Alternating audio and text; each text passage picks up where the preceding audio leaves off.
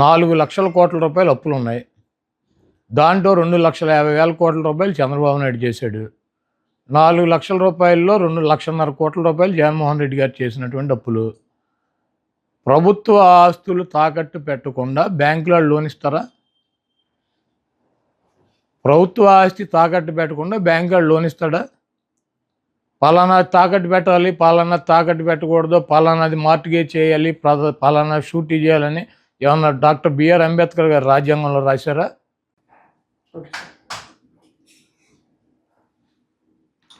నిన్న ప్రశాంత్ కిషోర్ ఆంధ్రప్రదేశ్లో ఏ ప్రభుత్వం వస్తుందని చెప్పి జ్యోతిష్కని చెప్పాడు.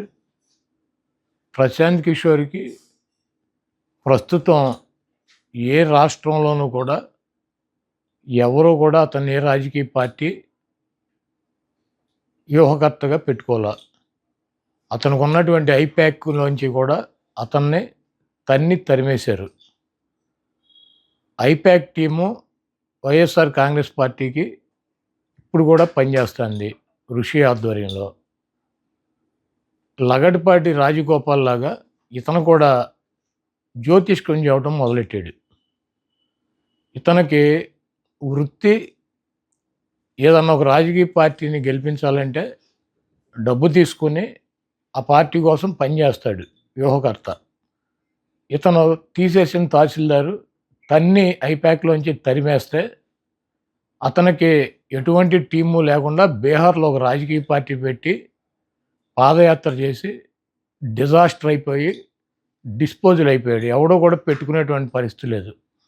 చంద్రబాబు లాంటి పనికిరాని వ్యక్తుల దగ్గర ప్యాకేజ్ తీసుకుని డబ్బులు తీసుకుని అతను జ్యోతిష్కం చదువుతున్నాడు. అంటే పీకే చెప్తే ఈ రాష్ట్ర ప్రజలను 2-3% ఓటు మారుతుందేమోనని చెప్పి చంద్రబాబు నాయుడు ఆశ. కేసీఆర్ మళ్ళీ అధికారంలోకి వస్తాడు. ప్రతిపక్ష పార్టీలకు సరైనటువంటి నాయకుడు లేడు కాబట్టి కేసీఆరే మళ్ళీ అధికారంలోకి వస్తాడని చెప్పి ఇదే పీకే తెలంగాణ ఎన్నికల ముందు చెప్పాడు. రాజస్థాన్లో కాంగ్రెస్ పార్టీ డంపింగ్ మెజార్టీతో వస్తుంది, అక్కడ బీజేపీ ఎట్టి పరిస్థితిలో రాదని చెప్పి జాతకం చెప్పాడు. ఛత్తీస్గఢ్లో కాంగ్రెస్ ప్రభుత్వం మళ్ళీ ఏర్పడుతుంది, బీజేపీకి 1% కూడా అవకాశం లేదని చెప్పి జాతకం చెప్పాడు. ఎప్పుడు ఇవన్నీ కూడా ఈ 3-4 నెలల్లోనే చెప్పాడు. మొన్న జరిగినటువంటి డిసెంబర్ ఎన్నికల్లో ఈ 3 రాష్ట్రాలకి జాతకం చెప్పాడు. ఇప్పుడు వచ్చి ఆంధ్రప్రదేశ్లో జగన్మోహన్ రెడ్డి గారు గెలిచే అవకాశం లేదు, తెలుగుదేశం పార్టీ గెలుస్తుందని చెప్పి జ్యోతిష్కం చెప్పాడు. ముందు జగన్మోహన్ రెడ్డి గారికి కంగ్రాచులేషన్స్ చెబుతున్నాం. ఎందుకంటే ఇటువంటి పనికిరాని తీసేసిన తహసీల్దారులు లగడపాటి రాజగోపాల్ గారు, ఈ పీకే, ఇటువంటి వాళ్ళు డబ్బులు తీసుకుని సర్వేలు చేయకుండా ఎక్కడా కూడా పని చేయకుండా నోటికి వచ్చినట్టు పిచ్చివాగుడు వాగి ప్రజల్ని ఏమన్నా 2%, 1% నోటలుగా ఆలోచించేవాడు ఓటు ఏమన్నా చంద్రబాబుకి వేయించాలని చెప్పి విశ్వ ప్రయత్నాలు చేస్తున్నారు. ఇటువంటి పనికిరానటువంటి వ్యక్తులు చెప్పేటువంటి మాటలను ఈ రాష్ట్ర ప్రజలు పట్టించుకోరు. జగన్మోహన్ రెడ్డి గారి ప్రభంజనాన్ని ఆపగలిగినటువంటి శక్తి కానీ సామర్థ్యం కానీ ఈ పీకేలకి చంద్రబాబు నాయుడుకి ఇటువంటి వేస్ట్ ఫెలోస్కి లేదు. జగన్మోహన్ రెడ్డి గారు ఈ రాష్ట్రంలో గతంలో వచ్చినటువంటి 151 సీట్ల కన్నా పెచ్చు సీట్లతో అధికారంలోకి రాకపోతున్నారు. అటువంటి జగన్మోహన్ రెడ్డి గారి మీద ఎవరి దగ్గర డబ్బులు తీసుకొని ఇటువంటి చిల్లర వాగుడు వాగే అటువంటి పీకే లాంటి వెధవల గురించి పెద్ద పట్టించుకోవాల్సిన అవసరం లేదని చెప్పి చెప్తున్నాను.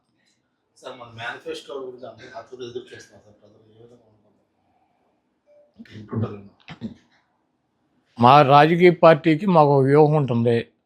సిద్ధం అని చెప్పి సభలు పెట్టి ఈ రాష్ట్రంలో ఉన్నటువంటి 175 నియోజకవర్గాల్లో ఉన్నటువంటి కార్యకర్తలను కానీ వైఎస్ఆర్ సానుభూతి పరులను కానీ మా పార్టీ అధికారంలోకి రావాలని చెప్పి నిరంతరం పనిచేసేటువంటి నాయకుల్ని, కార్యకర్తలని, సానుభూతి పరులని ఒక చోటకి చేర్చి జగన్మోహన్ రెడ్డి గారు ఎన్నికలకి సిద్ధం అని చెప్పి సిద్ధం సభలు నిర్వహిస్తున్నారు. భీమిలిలో మా సభ అయింది, దెందులూరులో మా సభ అయింది, రాప్తాడులో మా సభ కంప్లీట్ చేసాం. ఇప్పుడు ఒంగోలు జిల్లాలో 4వ సభ పెడుతున్నాం, అది 10వ తారీఖున అని చెప్పి అనౌన్స్ చేశారు. మా పార్టీకి ఒక వ్యూహం ఉంటుంది. మొత్తం అందరినీ కూడా 175 నియోజకవర్గాల్లో గెలిపే లక్ష్యంగా బూతులు ఎలా వైఎస్ఆర్ కాంగ్రెస్ పార్టీకి మెజారిటీ వచ్చినాయి, పవన్ కళ్యాణ్ కానీ ఆయన అభ్యర్థులు కానీ ఏ రకంగా డిఫీట్ అయ్యారో రేపు రాబోయే రోజుల్లో ఎన్నికలు అయిపోయినాక వాళ్ళే స్పష్టంగా తెలుసుకుంటారు. చంద్రబాబు నాయుడు చేతిలో వెన్నుపోటుకు గురవుతున్నటువంటి పవన్ కళ్యాణ్ అప్రమత్తంగా కనుక లేకపోతే, ఆయన శ్రేణులు అప్రమత్తంగా లేకుండా గుడ్డిగా ఈ 420ని దొంగల్నే కనుక నమ్మినట్లయితే డెఫినెట్గా పవన్ కళ్యాణ్ మూల్యం చెల్లించుకుంటాడు రేపు రాబోయే ఎన్నికల్లో. గెలిపే లక్ష్యంగా వైనాట్ 175 అని చెప్పి మేము సిద్ధంగా ఉన్నామని చెప్పి అన్ని రకాలుగాను మేము ముందుకెళ్తున్నాం. ఎన్నికల నోటిఫికేషన్ వచ్చినాక రాకముందు మేనిఫెస్టో కూడా రిలీజ్ చేస్తారు. ఎందుకు అంత కంగారు? తప్పకుండా జగన్మోహన్ రెడ్డి గారు ఒక మాట చెప్తే ఆ మాటకు కట్టుబడి ఉంటాడు. ఆయనకి విశ్వసనీయత ఉంది. ఆయన చెప్పినటువంటి మాట నిలబెట్టుకుంటాడు అన్నటువంటి నమ్మకం ఉంది ప్రజలకి. అదేవిధంగా మాకు 175 నియోజకవర్గాల్లో అభ్యర్థులు ఉన్నారు. మా పార్టీ క్యాడర్ ఉంది. మాకు ఐపాక్ టీం ఉంది.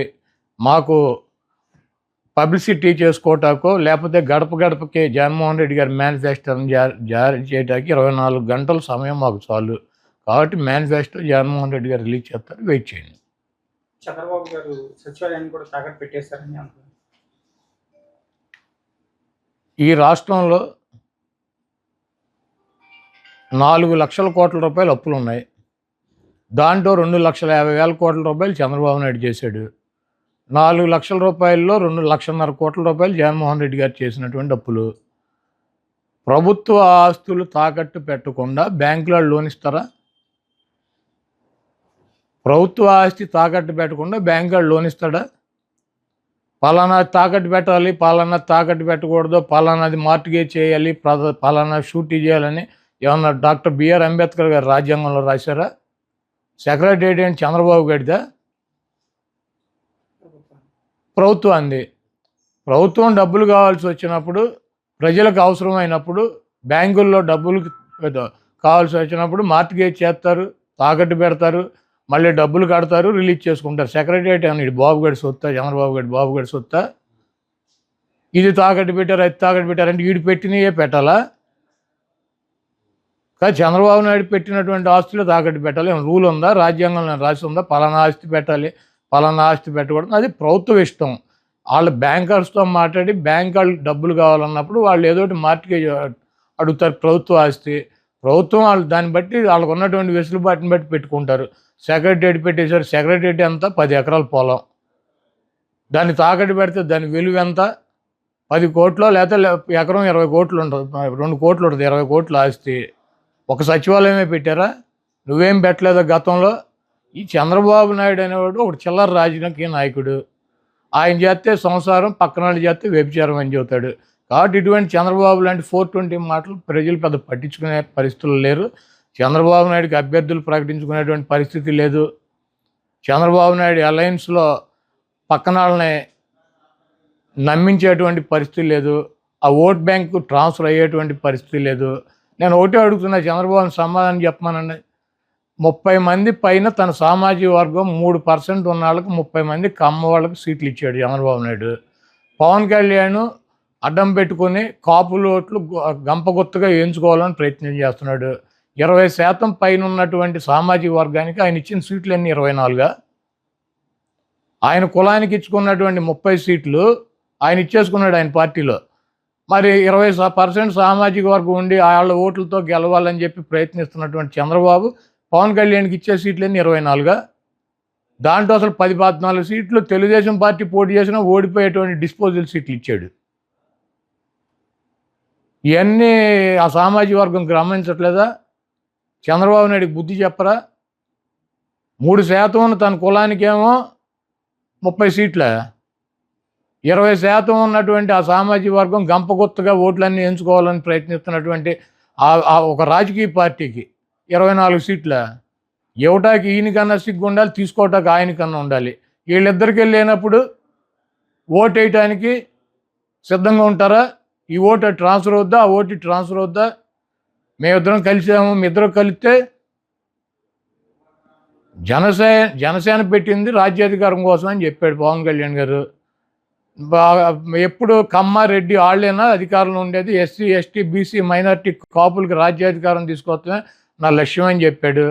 ఆ లక్ష్యం అని చెప్పి ఆయన పార్టీ పెడితే ఆ సామాజిక వర్గం కొన్ని వర్గాలు పవన్ కళ్యాణ్ వెనకాల తిరుగుతున్నారు. తిరుగుతూ ఇప్పుడు ఏం చెబుతాడు, వచ్చి 24 సీట్లు తీసుకుని నేను ఆ 24 సీట్లు తీసుకోవడం ఎక్కువ, నాకు బలం లేదు, మా వాళ్ళు ఎవరు భోజనాలు పెట్టరు, ఎలక్షన్లో పోటీ చేస్తే భోజనాలు పెట్టరా?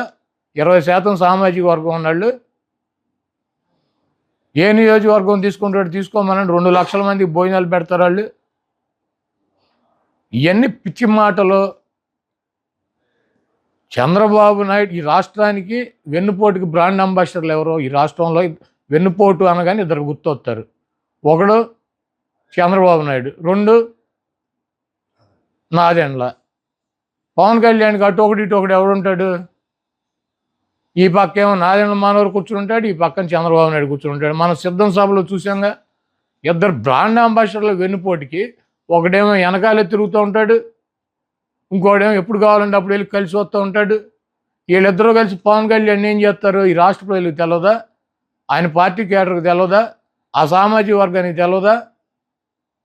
ఈరోజు పవన్ కళ్యాణ్ని రక్షించుకోవాల్సినటువంటి అవసరం చంద్రబాబు దగ్గర నుంచి జన సైనికులకి, ఆయన పార్టీకి మద్దతు ఇచ్చేటువంటి ఓట్ బ్యాంక్కి వాళ్ళకు ఉంది. ఎందుకంటే ఎన్టీ రామారావు లాంటి మహానుభావుడిని వాళ్ళిద్దరూ వెన్నుపోటు పొడిచి అవతల పారేశారు. ఈ పవన్ కళ్యాణ్ ఎంత ఆయనతో పోల్చుకుంటే? అధికారంలో ఉండి ముఖ్యమంత్రి పీఠం మీద ఉన్నాడని కోల్దోసి పక్కన పడేశారు ఇద్దరు, నాదెండ్ల నారావారు. పవన్ కళ్యాణ్ ఎంత 24 సీట్లు ఇచ్చి దాంట్లో 14 సీట్లు అసలు ఓడిపోయే సీట్లు ఇచ్చి, చంద్రబాబు నాయుడు ముఖ్యమంత్రి అవ్వాలి, జనసేనకి సీట్లు రాకూడదు, ఆ ఓట్ బ్యాంక్తో ఈయన ఒక 100-150 సీట్లు సాధించాలని నేను ప్రయత్నం. ఇవన్నీ రాష్ట్ర ప్రజలు గమనించట్లేదా? నేను ఒకటే అడుగుతున్నాను, నీ సామాజిక వర్గం 3% ఉంది, 30 సీట్లు ఇచ్చుకున్నావు. 20% ఉన్నటువంటి సామాజిక వర్గం ఆయన వచ్చి పార్టీ సపోర్ట్ చేస్తే ఆయనకి ఇచ్చిన సీట్లన్నీ 24, అవి కూడా అడిగిన చోట ఇచ్చావా? నీవు ఎట్టి బస్సులో నువ్వు కూడా గెలవలేని సీట్లు వాళ్ళకి ఇస్తావు.